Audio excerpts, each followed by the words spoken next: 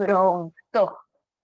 Bom dia, então, pessoal. Hoje, quinta-feira, vamos continuar com o assunto que a gente já estava tratando, Samadhi. Só mais um pouquinho.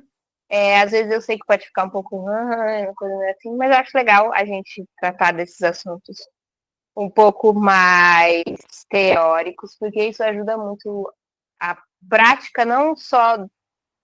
Quando eu digo a prática do yoga, não estou falando só a prática de asanas, né? Mas de toda a filosofia em si. Então, a gente começa a nossa aula entoando o nosso mantra. Fiquem à vontade para entrar comigo. Om Sahana Vavatu Sahanau Bhunaktu Sahaviriyam Karavavahai Tejasvinavaditamastu Mahavirvishavahai. Om Shanti Shanti Shanti.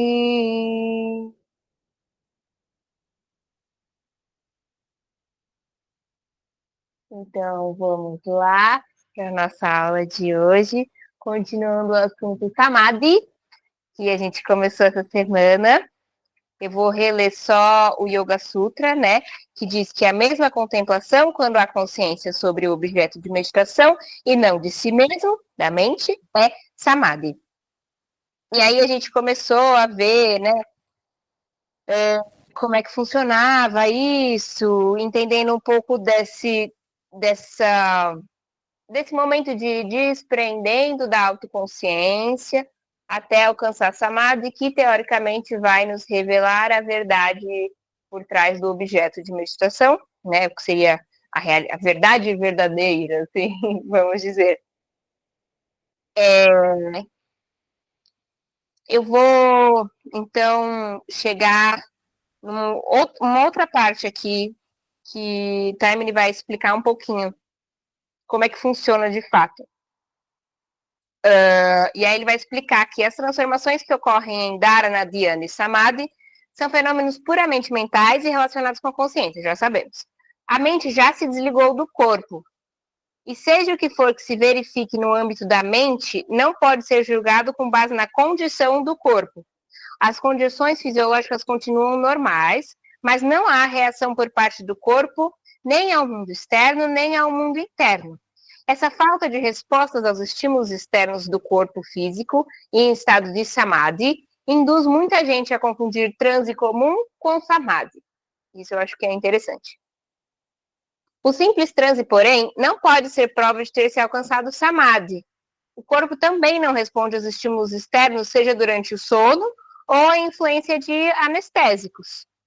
O mesmo ocorre quando, em casos de psiquismo paranormal, os veículos sutis retiram-se do corpo físico e a consciência começa a funcionar no mundo mais sutil e próximo ao físico. Isso aqui ele está falando de outra coisa, mas ok. Em todos esses casos, o corpo está inerte, mas a mente inferior funciona parcial ou inteiramente no veículo mais sutil seguinte. Como antes, ele ainda se encontra sob completo domínio das distrações. Os processos mentais que conduzem a Samadhi têm lugar no corpo mental inferior e exigem a quietude dos veículos inferiores. Portanto, o fato de uma pessoa estar em verdadeiro Samadhi é determinado unicamente pela condição de sua mente, de maneira alguma pela inércia do corpo físico. É isso que ele está dizendo. Às vezes a pessoa está lá, inerte, parada e aparentemente em Samadhi, mas não necessariamente é isso. Não é só o corpo físico estar parado, estar inerte, que a pessoa está em Samadhi. Uhum. E aí ele vai dizer que essa inércia do corpo físico é geralmente referida como Jada Samadhi, e na verdade nenhuma relação apresenta com o verdadeiro Samadhi, embora exteriormente sejam muito semelhantes. Uma pessoa que retorna do verdadeiro Samadhi traz consigo o conhecimento transcendental, a sabedoria, a paz e a força da vida interior. Ao passo que a pessoa que retorna do que seria só esse momento de inércia do corpo físico, não está mais sábia do que alguém que retorna do sono. Então, existem essas diferenças, né?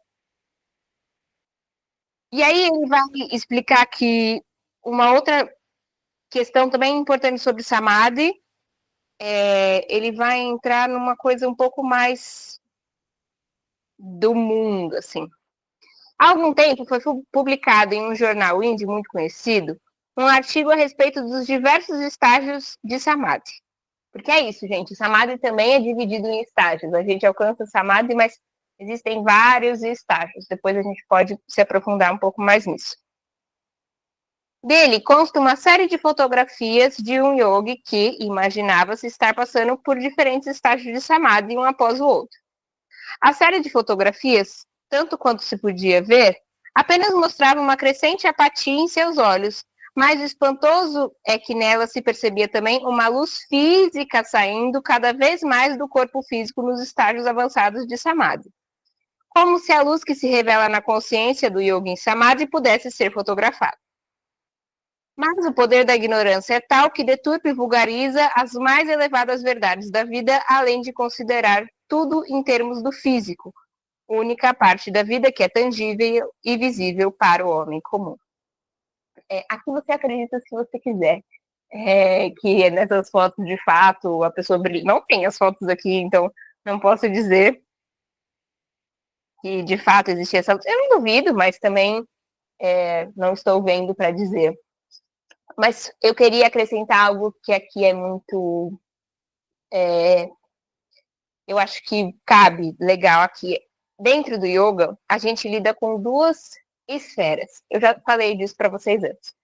A gente tem o que a gente chama de fisiologia, que seria comum, a fisiologia mais científica, que a gente estuda, o corpo de fato, né, o corpo físico e tudo mais, que respira, sistema respiratório, blá, blá, blá, já conhece. E existe também a fisiologia sutil. Porque, para nós do yoga, do Hatha Yoga pelo menos, existe o que a gente chama de corpo sutil. O que é o corpo sutil? É muito difícil de explicar porque quando a gente está falando de energia sutil, a gente está falando de sensações. Então, a explicação não faz muito sentido quando não existe a experiência, tá? Então, e aí, esse é o grande problema quando a gente vai falar de corpo sutil, energia sutil. Existe uma banalização muito grande disso e existe uma comercialização também muito grande. E muitas vezes isso é vendido de uma maneira muito banal, de uma maneira muito simplória, rasa, e as pessoas acabam embarcando nisso. Só que, na realidade, é algo sério, algo que é estudado, de fato, o corpo sutil. E é difícil até, eu sinto que hoje, entrar, às vezes, nesse assunto, porque cai muito nesse outro espaço que é um pouco estranho, em que as pessoas banalizaram muito. Então, por exemplo, quando a gente fala de chakras, existem tantas coisas sobre chakras e tantas vezes essas coisas são tão deturpadas e tão, nossa, colocadas num sentido comercial e numa coisa de, ai, vem que eu vou te ajudar, você vai despertar, não sei o quê, e não é bem assim que funciona o corpo sutil. Então, se vocês quiserem, depois eu até posso, um outro dia, trazer algo mais sobre fisiologia sutil, mas é importante a gente saber que existe, para nós, pelo menos, que estudamos Hatha Yoga, estamos no caminho, existem muitos experimentos que a gente faz, dá para fazer com todo mundo junto, para a gente começar a sentir o que a gente está falando sobre energia sutil e fisiologia sutil, mas existem muitas pessoas que estão deturpando o que seria o corpo sutil e transformando isso numa outra coisa que às vezes não faz nem sentido. Tá bom? É isso. Vamos seguir, então, com a nossa parte prática agora. Mas eu acho legal colocar essa parte teórica para a gente ter em mente isso que ele está falando de Samadhi, um pouco legal. É óbvio que eu não vou conseguir numa aula de 1 hora virar para você e você vai e desperta Samadhi, não, mas eu acho interessante que isso seja falado para que a gente comece a talvez ir atrás e entender melhor e sentir vontade de praticar mais e com um intuito. Vamos lá. Então, vamos começar a nossa prática sentados, com as pernas cruzadas, a coluna ereta. Feche os olhos e perceba o seu corpo aqui e agora.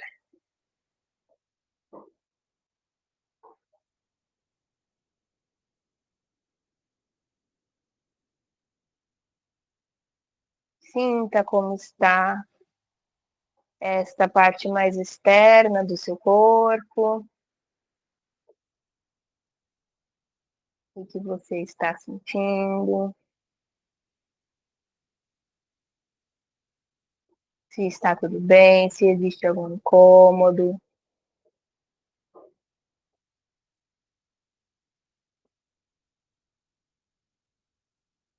E olhe também para a parte mais interna.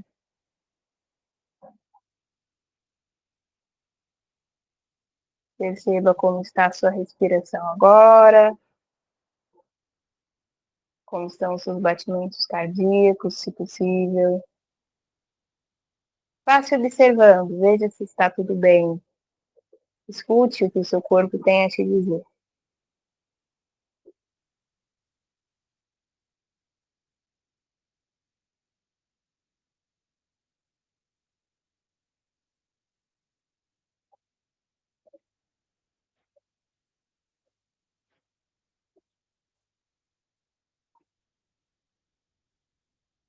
E aos poucos vá afirmando para o seu próprio corpo que este momento é seu e apenas seu na sua prática.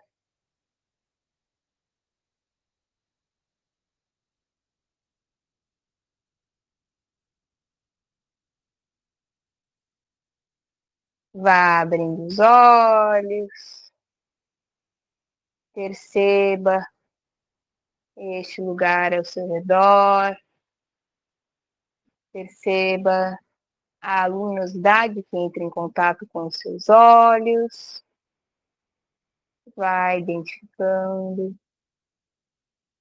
entrando em contato. E nós vamos começar a fazer uma mobilização com a nossa coluna. Então, nós vamos levar ela para o lado direito, para o lado esquerdo, para o lado direito, para o lado esquerdo. E vai sentindo essa coluna se movimentando. Foca bem nela. Queira que o movimento seja dela. E aos poucos, nós vamos tornando esse movimento um movimento circular. Então, nós levamos lá para frente, para o lado, vamos lá para trás. Vá fazendo esse caminho com a coluna. Mobilize.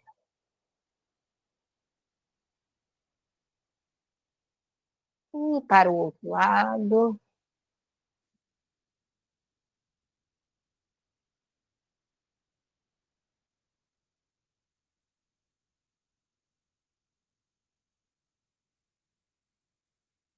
Aos poucos vá voltando para o centro. Testando esse movimento. Sente como é mobilizar a coluna. Às vezes traz um alívio muito grande, principalmente quando a gente fica muito tempo sentado. E vamos aproveitar para mobilizar o pescoço. Mesmo o movimento de girar, um movimento circular com o pescoço. Vamos sentindo todos os limites do seu movimento. Vá percebendo se existe algum tipo de incômodo, algum tipo de encurtamento. E fazemos para o outro lado.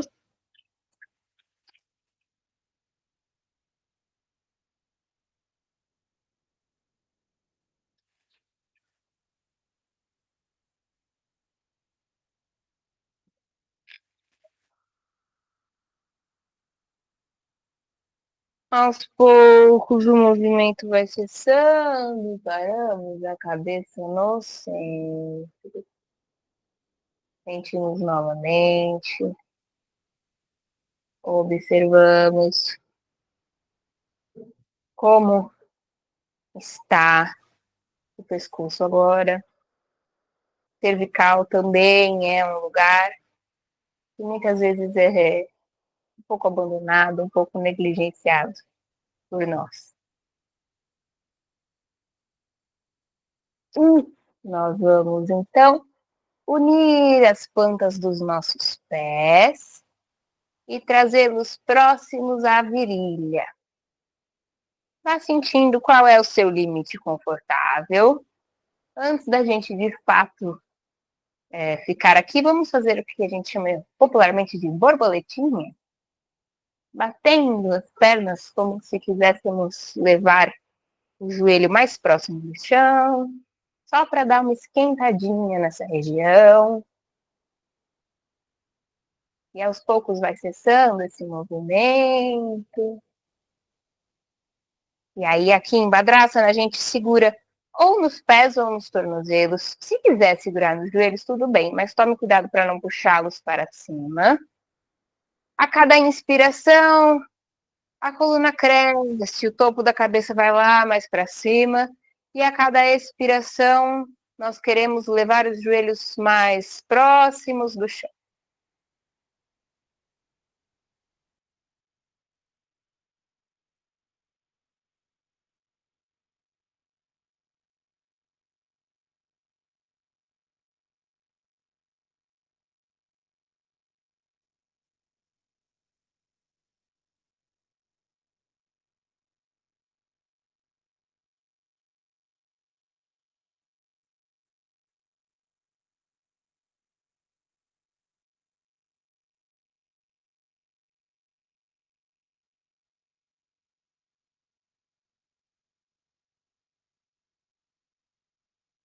Nós vamos afastar os pés da virilha, então pode levar ele mais à frente, mais ou menos no tamanho do seu tronco. E o pé direito vai escorregar para frente do pé esquerdo, ficando ainda no chão. Então, o seu calcanhar direito vai tocar nos dedos do pé esquerdo. E nós vamos levar a nossa testa em direção ao pé direito que está lá na frente, lá no seu limite confortável.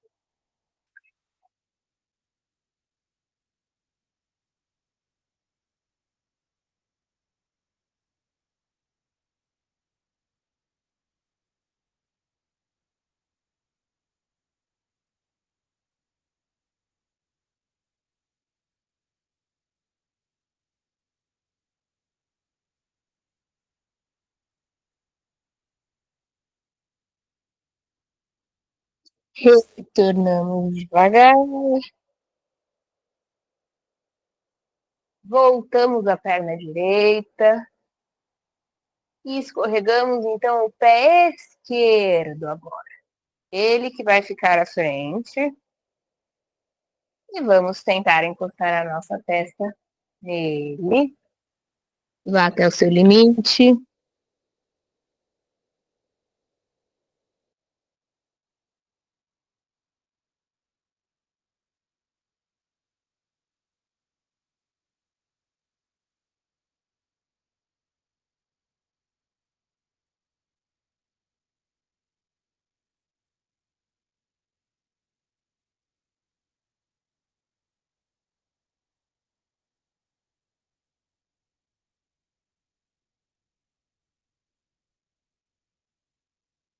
Retornamos.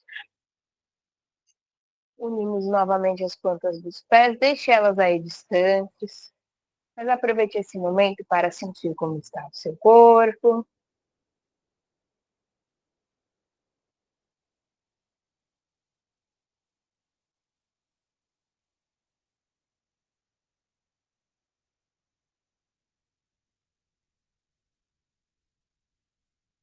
E nós vamos então levar a nossa testa agora nos dois pés juntos, no seu limite confortável.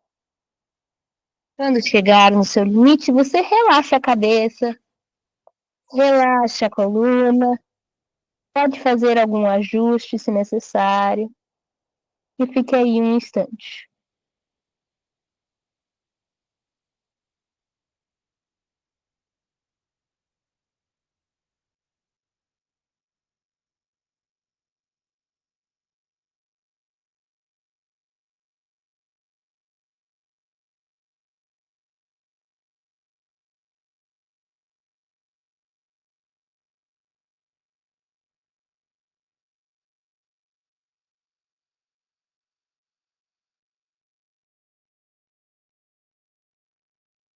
Retornamos devagar.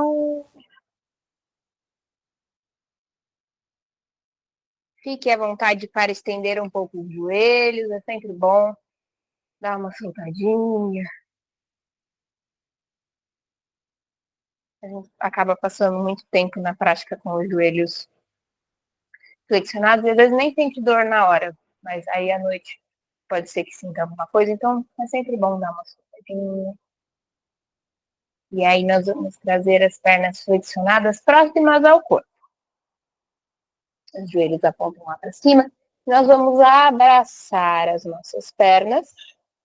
E aqui a gente vai fazer algo que vocês já conhecem, que é aquele equilíbrio sentado.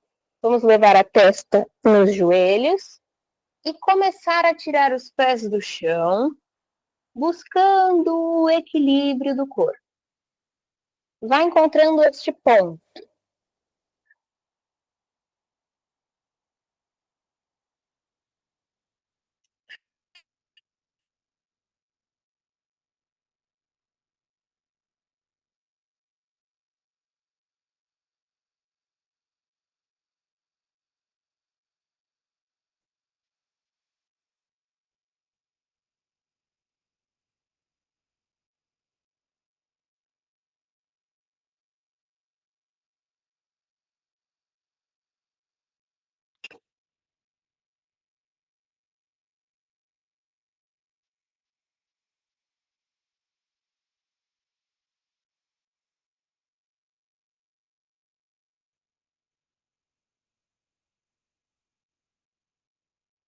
E retorne os pés no chão.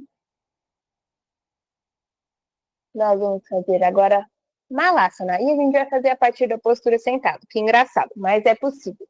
Então a gente já está com os nossos joelhos flexionados. Vamos afastar os nossos pés e deixar eles virados para fora. Atenção, os braços vão passar lá por dentro das pernas e a gente vai tentar tirar os glúteos do chão. Se não for possível sem o apoio das mãos, você pode apoiar no chão e tirar.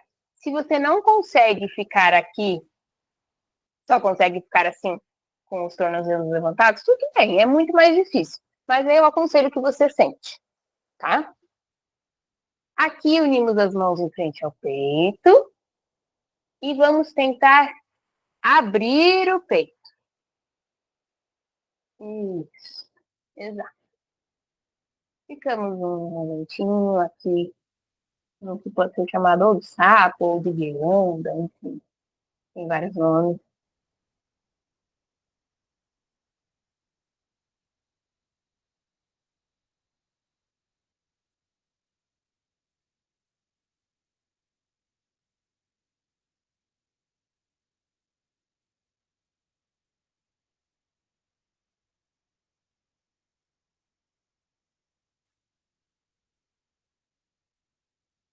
Retornamos, pode sentar no chão, se quiser soltar de novo os joelhos, fique à vontade, vá sentindo. Tire um tempinho para perceber como você está, perceber os efeitos da prática no seu corpo.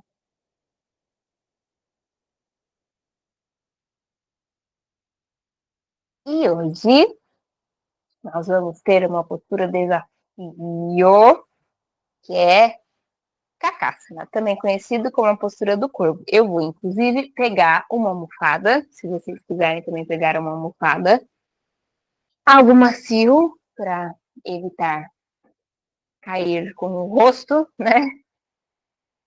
no chão. Eu vou botar ela aqui na frente, porque eu vou fazer primeiro para frente com vocês. A casa, né, pessoal, a gente já fez.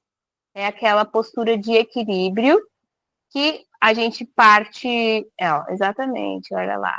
A gente pode partir exatamente do gato, a gente vem pro gato, para os 4 apoios. Apoia bem as mãos no chão, mãos bem abertas no chão, bem abertas no chão. Vá sentindo como é que tá aí o cotovelo, como é que tá a força do antebraço. E aí, aqui no gato, os pés vão como se estivéssemos em malásia. Só que a ideia é apoiar bem os nossos joelhos acima dos cotovelos, para aos poucos conseguir tirar os pés do chão e se equilibrar. Ótimo. Eu vou fazer de lado para que vocês enxergam melhor. A minha dica, pessoal, tira um pé de cada vez. Então a gente começa tirando um pé, sente esse equilíbrio, volta este pé, tira o outro, sente o equilíbrio. E quando você achar que é possível, você tenta tirar os dois, um pouquinho, nem que seja por um segundo. Consegui um segundo, volta. Depois tenta de novo. Ai, consegui mais um segundo. Aos poucos você vai entendendo onde é este ponto de equilíbrio no seu corpo. Uhum. O encaixe está muito bom.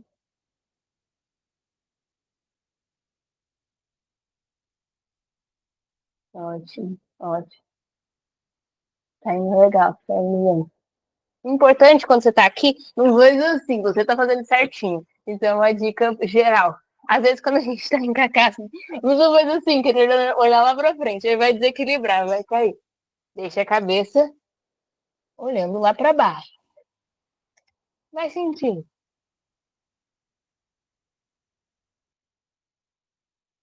Às vezes cai, sim. Às vezes eu caio também. Por isso que eu coloco a almofada aqui. Porque senão vai de cara no chão. Uma última tentativa.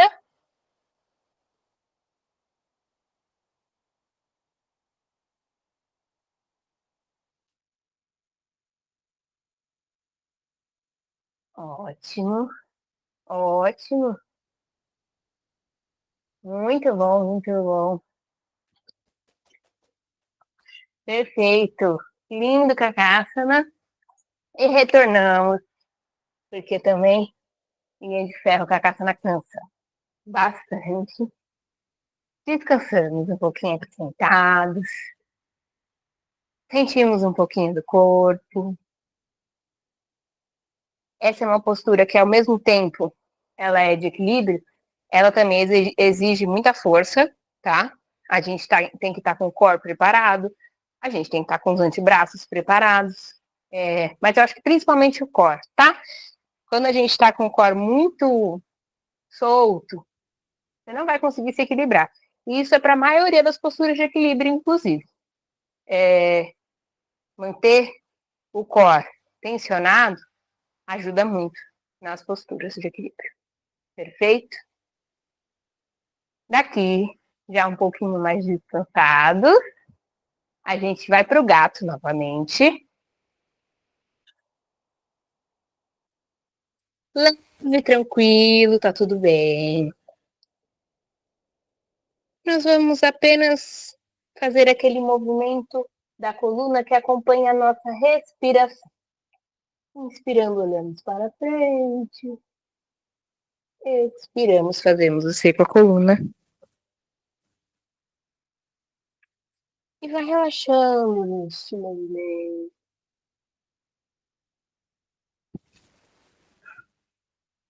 Vai fazer. Isso é uma postura de Hatha Yoga? Não. Por quê? Porque nós estamos nos movimentando. No Hatha Yoga, um asana, uma postura, pede que nós tenhamos estabilidade. Lembra quando a gente estudou os Yoga Sutra de Patanjali sobre asanas? Isso quer dizer que eu não posso fazer? Claro que não. Pode fazer, é muito bom para a coluna. E aos poucos esse movimento vai parando. Nós vamos aproveitar que estamos aqui no gato para fazer aquela torção no gato. Vou tirar meu microfone. Eu acho que a gente fez umas 2 aulas atrás. Então, vamos escorregar o nosso braço esquerdo por baixo do direito, levando a nossa orelha esquerda no chão. Isso. E aí, o braço direito pode permanecer do jeito que está. Podemos estendê-lo lá para frente, ou então cruzar ele atrás das costas e segurar a coxa esquerda.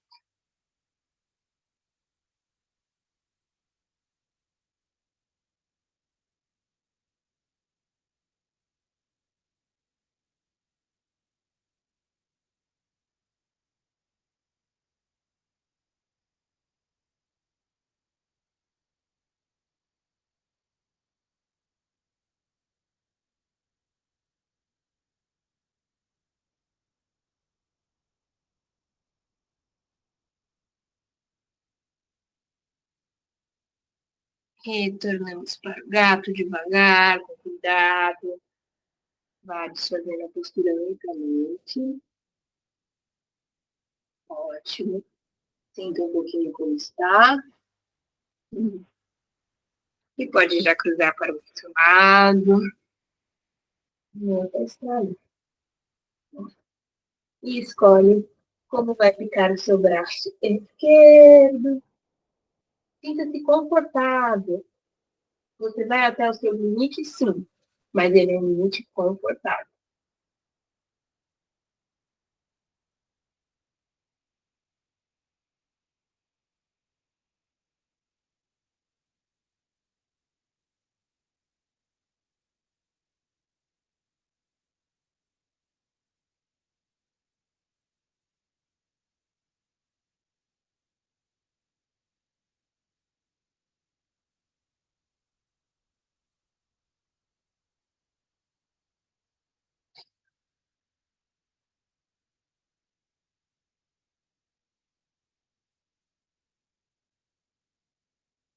Então, vamos para o gato. Uma pequena pausa no gato. Apenas para sentir como você está. Daqui, nós vamos fazer uma invertida muito leve, muito simples, tá?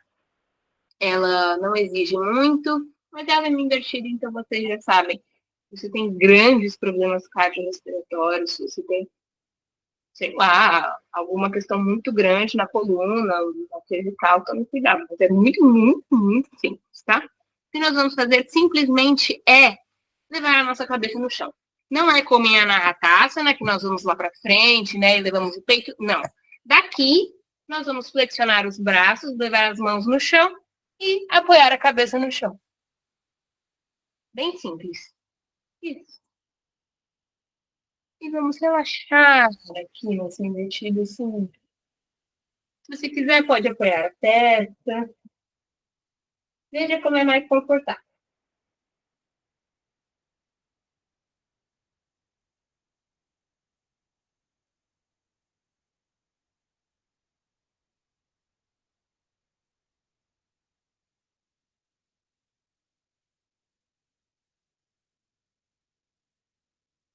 E aí você vai me falar, mas isso não é uma invertida, eu nem sei de ponta cabeça. Mas, para nós, o que é uma invertida mesmo é uma postura onde o umbigo fica acima do coração. Então, sim, é uma invertida.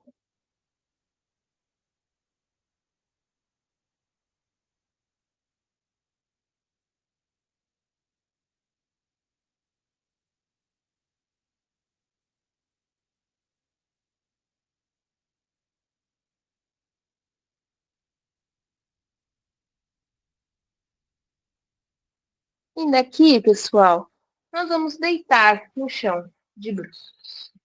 Então, fique à vontade para ir descendo no seu tempo. Pode descer na prancha, pode descer depois. Vá sentindo como confortável. Descanse o seu corpo um pouquinho de bruços. E descanse mesmo, porque a gente vai fazer uma postura abdominal bem gostosa.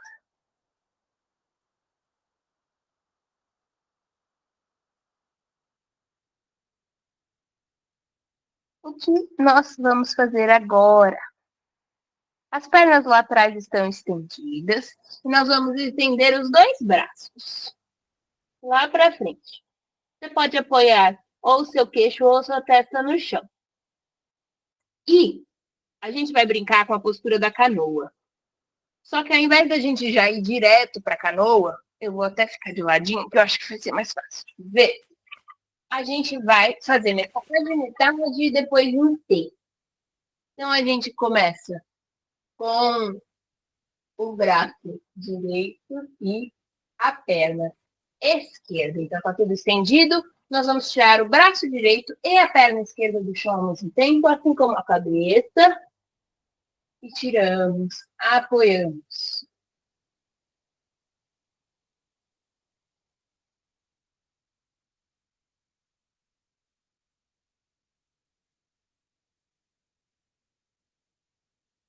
Retornamos, descansa.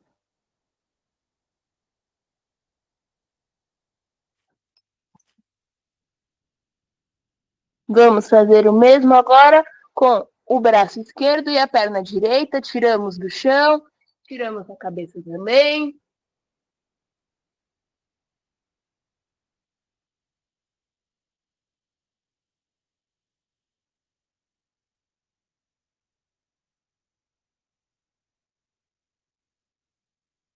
Retornamos, descanse.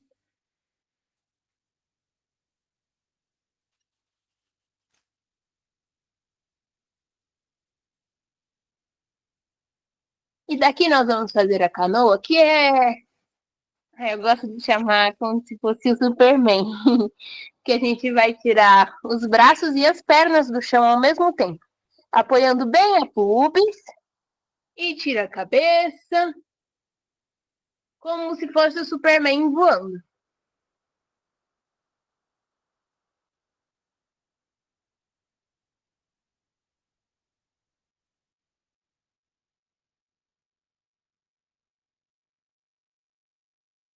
Retorna, pode descansar, pode voltar os seus braços, apoiar as mãos e aí apoiar a cabeça em cima para descansar. Sente o seu corpo agora.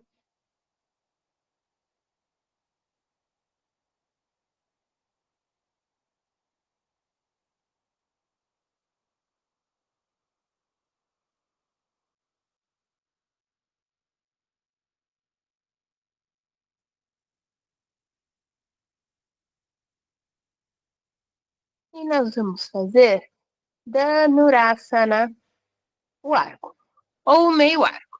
Isso vai depender apenas de você, tá? Primeiro vamos flexionar a perna direita, o pé direito quer tocar o glúteo. E aí a gente segura esse pé direito e puxa ele mais próximo do glúteo. Se você não consegue segurar no pé, você segura no tornozelo. Se você não consegue segurar, você só faz a intenção. E o mesmo com a perna esquerda. Isso. Traz bem perto dos glúteos.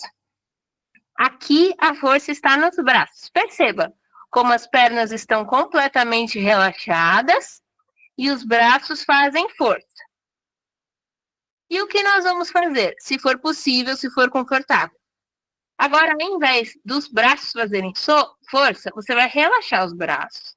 E quem vai fazer força são as pernas, afastando os pés dos glúteos, levantando as pernas do chão. E isso acaba puxando também o seu peito. Vá no seu limite confortável.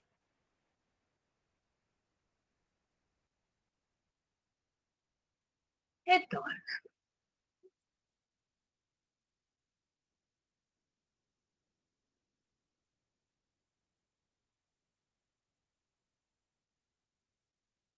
Quinta.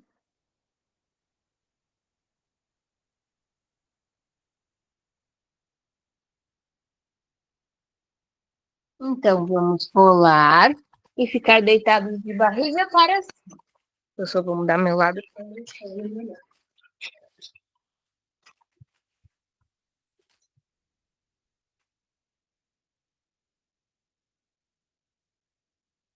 Pode deixar os joelhos flexionados agora, apontando lá para cima, plantas dos pés tocam o chão. Sinta a sua coluna aí, mais próxima do chão. Sinta a lombar mais próxima do chão. Nós vamos fazer mais uma invertida, tá? Essa é puxada. Então, eu quero que vocês tenham mais atenção ainda às contraindicações, tá? Mas ela pode ser muito agradável. Para quem tem bastante. Como é que eu posso explicar? Bastante costume em fazer ela é muito agradável. Vamos fazer sarvangaça na vela. Se você não faz a vela, você vai fazer a Ardha Halasana, que é uma etapa, né, para chegar na vela. Então, aí a gente está com as mãos no chão, e aí vamos estender as pernas. Isso aqui é Ardha Halasana, tá? Se você quiser, você para aqui, pode fazer seus ajustes. Para seguir para a vela, fazemos um impulso, levando o corpo lá para o microfone. Apoiamos as costas com as mãos, apoiamos bem os cotovelos no chão para dividir um pouco o peso que está ali na cervical.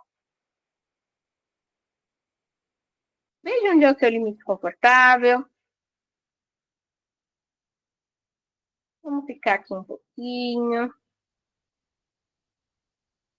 Não fique mexendo a sua cabeça depois que você entrar em Sarvangasana. A gente não quer machucar a sua cervical de maneira alguma. Se estiver muito pesado na cervical, leva o corpo um pouco mais para baixo. Intensifica esse peso que fica nos cotovelos.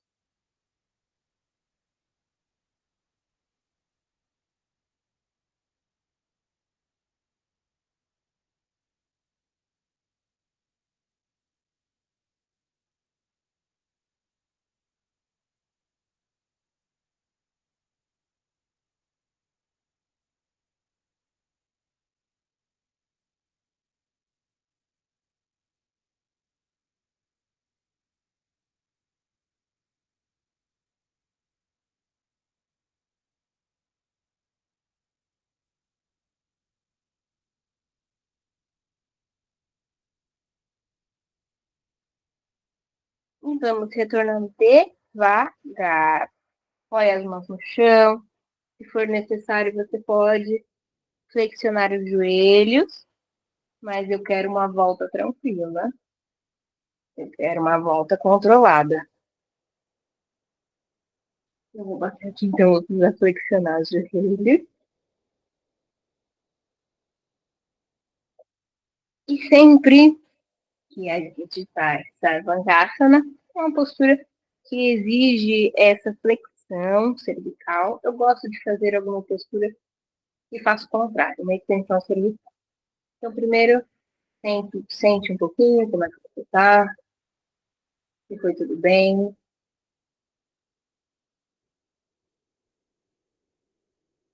Para mim, pessoalmente, é uma postura muito confortável e agradável, mas eu sei que não é para todo mundo. Se não for para você, vai fazendo ajustes ou até mesmo pare antes de subir, tá? E aqui a gente vai fazer nossa última postura, Masyasana ao peixe. E aí você pode estender as suas pernas unidas, coloque os seus braços abaixo do seu corpo, ou faça lótus, vai depender do que você prefere. Apoie bem os cotovelos no chão. E vamos colocar o topo da cabeça lá no chão, aumentando este arco lombar.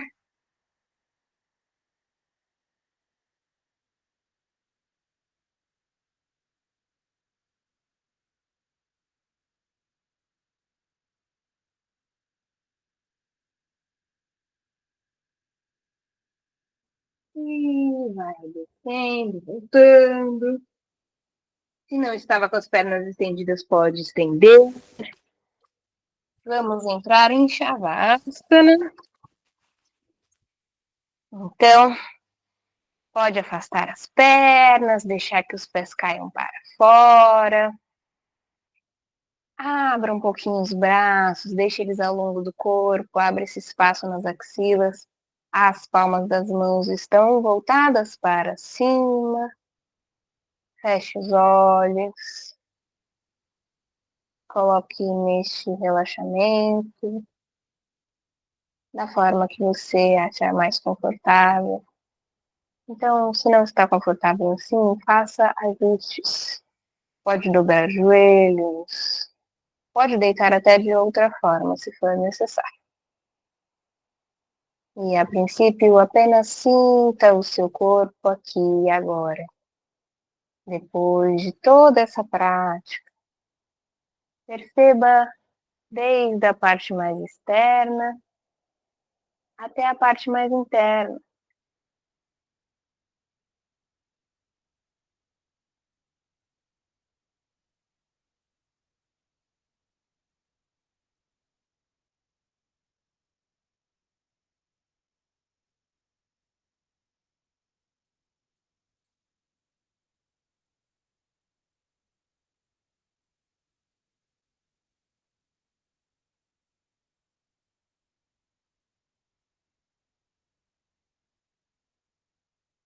E vá permitindo que o seu corpo relaxe mais, que você entregue mais som. Vamos permitir que o nosso crânio relaxe, que a cabeça pegue mais no chão, que a testa fique lisa, que as sobrancelhas queiram escorregar para as têmporas, que as pálpebras se toquem com suavidade, e o maxilar destrave, a língua relaxe e os lábios se embriagam.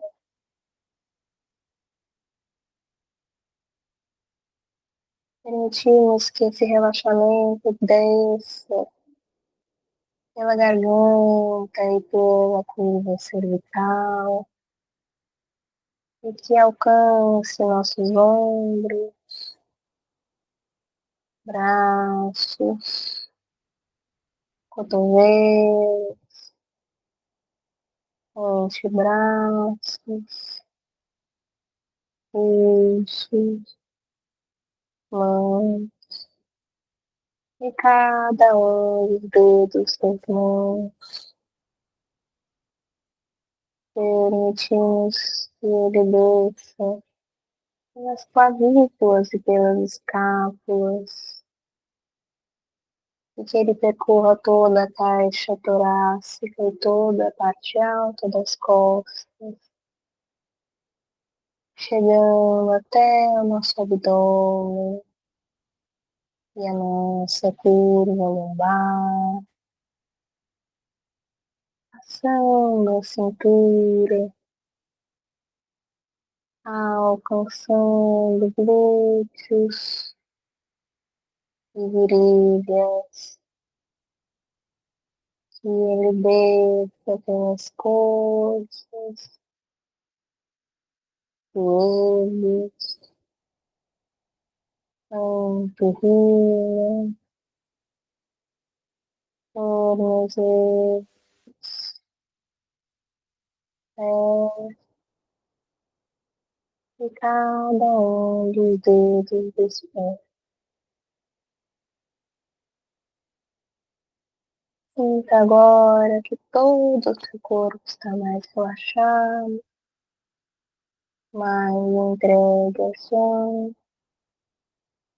E permita que a sua mente circule por todo o seu corpo. Deixe a respiração livre. Agora você não controla mais nada.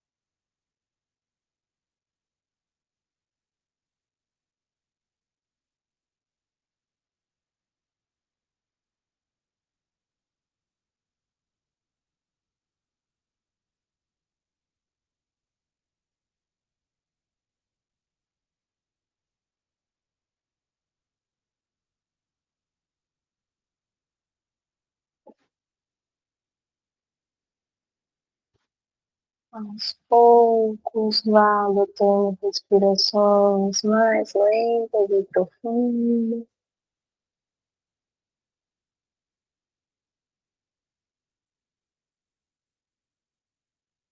Comece a movimentar mãos e pés. E deixe que esse movimento contamine todo o seu corpo. E que você faça todos os movimentos que ele te pedir.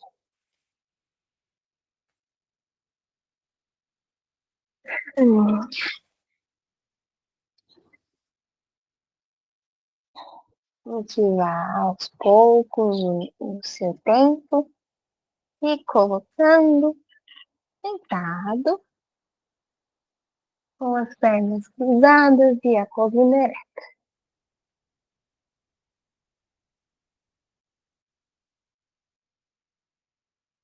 Hoje, como exercício respiratório, nós vamos fazer uma respiração controlada.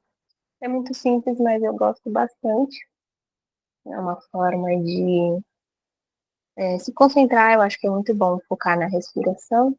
Então, nós vamos fazer a contagem. Eu vou dar uma sugestão, tá? Vocês podem aumentar ou diminuir, mas a minha sugestão é 5 tempos de inspiração, pausa respiratória. E aí, na pausa respiratória, fique à vontade para só fazer a pausa, ou então para tampar as narinas e fazer jalandarabanda, né? Que é levar o queixo lá no peito. E aí você pode fazer um 5 ou em 10 tempos, depende do seu condicionamento. E aí, a expiração em 10 tempos. Se você quiser mudar o tempo, só lembre de que a expiração tem que ter o dobro do tempo da inspiração.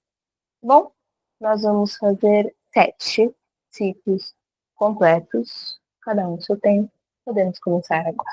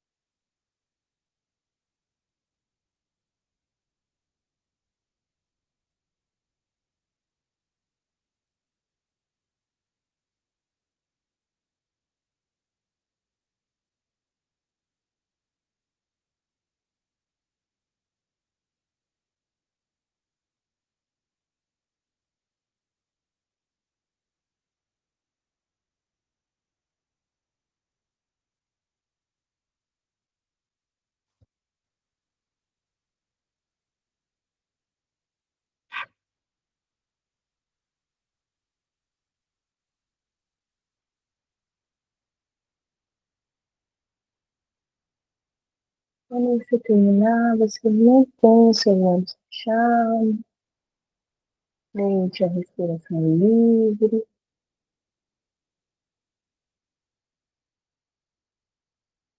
E nós já vamos a partir do término das 7 respirações, ainda em olhos fechados. Nós vamos fazer a meditação das respirações. Então, deixando a sua respiração livre, você vai contar 7 respirações 3 vezes.